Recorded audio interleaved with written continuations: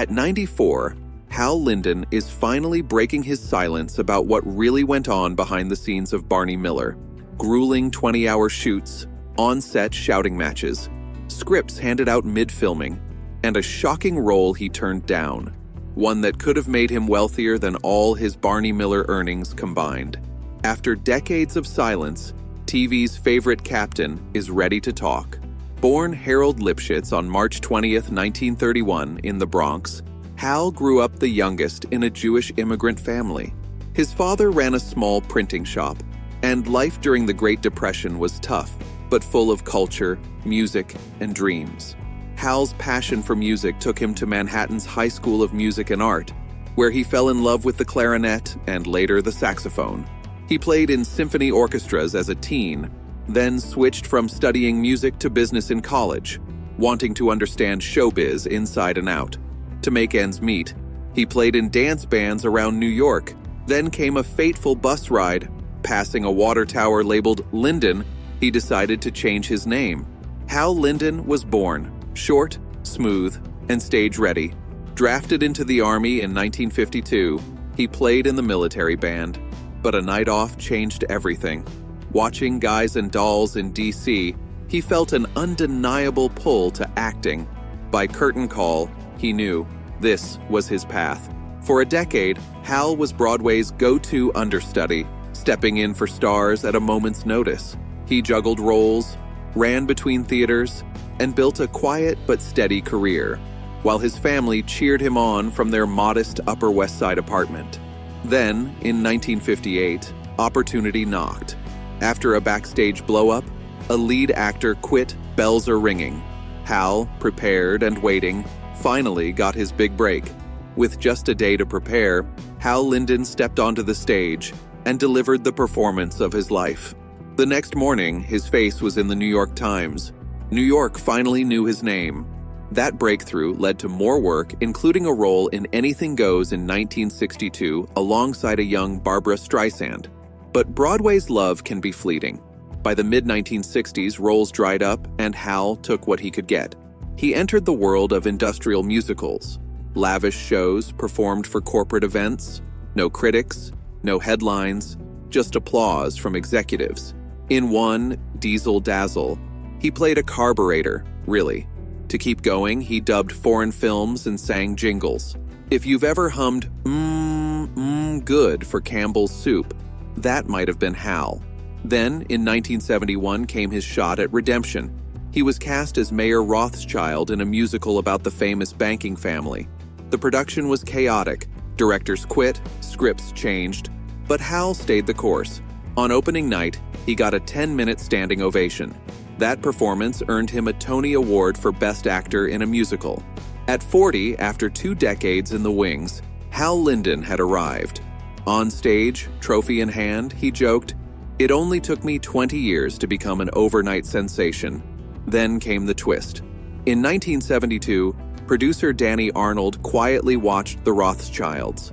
2 years later, casting a new police sitcom, Arnold told ABC, "I've found our Barney Miller." No audition, no warning, just a phone call. As Captain Barney Miller, Hal played the calm at the center of chaos. A quiet leader surrounded by quirky detectives and stranger cases. He didn't yell or pound his desk. He used dry wit and quiet wisdom to keep order. Linden once said he saw Barney as a Talmudic figure, a thoughtful judge in a world gone mad. That approach struck a chord, especially with real police. Many later told him the show was the most realistic portrayal of their work. Actor Dennis Farina, a former cop, said the same. The show had heart. Its characters felt real, but making that authenticity shine wasn't easy. Unlike most sitcoms, Barney Miller didn't tape in a single night. Danny Arnold was a perfectionist. Episodes took 2 brutal days to film, often running into the next morning. New script pages arrived minutes before cameras rolled. Sometimes they didn't even have an ending when they started shooting. It was exhausting, but it worked. Arnold's rule was simple. No joke should betray the character. They had to feel like people, not punchlines. Hal Linden respected the chaos. The endless rewrites, the sleepless nights, it was all part of the craft. And it paid off. Barney Miller stood apart. Not just funny, but smart, human, and full of heart. And somehow, in the middle of this grind, Linden found time for something completely different. Animals, Animals, Animals, a Sunday morning children's show where he delivered monologues about creatures big and small, blending science, mythology, and art. It wasn't fluff. He spoke to kids like they could understand real ideas. He later joked about the bites, scratches, and bathroom mishaps from working with animals. But he stuck with it. He believed kids deserved better TV. He also hosted FYI, another educational series, and won 2 daytime Emmys for it. Balancing primetime fame and children's television, he ran on a schedule most people couldn't survive. But despite all his success, one prize always eluded him: the Emmy. Linden was nominated 7 times for Barney Miller. 7 times he left the ceremony empty-handed. It became one of those odd, frustrating truths in Hollywood. Critically loved, widely respected, but never awarded. When Barney Miller premiered in 1975, it didn't look like any cop show on TV. No car chases, no shootouts, just a single squad room in a tired New York precinct. Detectives filled out reports, debated, cracked jokes, and waited. And that's what made it feel real. Cops around the country saw themselves in it. Boredom, chaos, paperwork, and weird encounters in a job that rarely looked like TV made it seem. Years later, officers still called Linden Captain. But the show's realism wasn't just in the format, it was in the people. Detective Harris, an ambitious black intellectual with dreams of becoming a writer. Wojo, a good-hearted but naive Polish-American ex-Marine. Yamana, a Japanese-American deadpan master who clung to his awful coffee. And Chano, a passionate Puerto Rican officer who wore his emotions openly. Each character felt real, complex, flawed, and funny. At a time when most shows stuck to white casts and token stereotypes, Barney Miller gave minority characters dignity and depth. It didn't just reflect the world, it challenged TV to catch up. And then the show pushed even further. In its first season, an episode called The Courtesans tackled prostitution. After 2 sex workers were interviewed, Wojo casually asked Barney, "Can you lend me $50 until payday?" It was bold.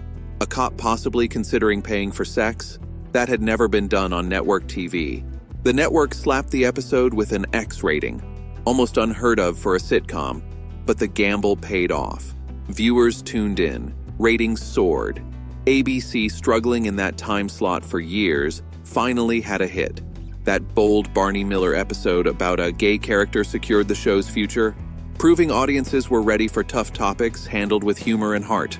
Wojo's struggle with his discomfort around a gay man showed his confusion, not hate, and one memorable scene where he asks why the man didn't try harder to be straight left a lasting impact. The pressure on set either crushed you or brought you closer. For the cast, it did both. Long days turned into brutal nights, and through the grind, Hal Linden formed deep bonds with his co-stars. He and Abe Vigoda shared mutual respect, despite Vigoda's tough reputation. With Ron Glass, the connection was based on endurance, with Linden admiring Glass's calm under pressure. The hardest chapter came when Jack Sue, battling cancer, continued working through his illness. His final on-screen moment, joking about his coffee before surgery, spoke volumes. When he passed, the cast filmed a tribute, raising their coffee cups in silent remembrance. Creator Danny Arnold demanded perfection, often pushing the cast into grueling 16-hour days with constant rewrites and budget overruns. Despite the chaos, the cast stuck together, their bond never breaking. Max Gale and Linden led rituals to keep spirits high during filming, including Gale bringing food from home. In 1982, after 7 successful years on Barney Miller, Linden turned down the lead role in St. Elsewhere, needing a break. The role went to Ed Flanders, but Linden stood by his decision to prioritize rest over fame.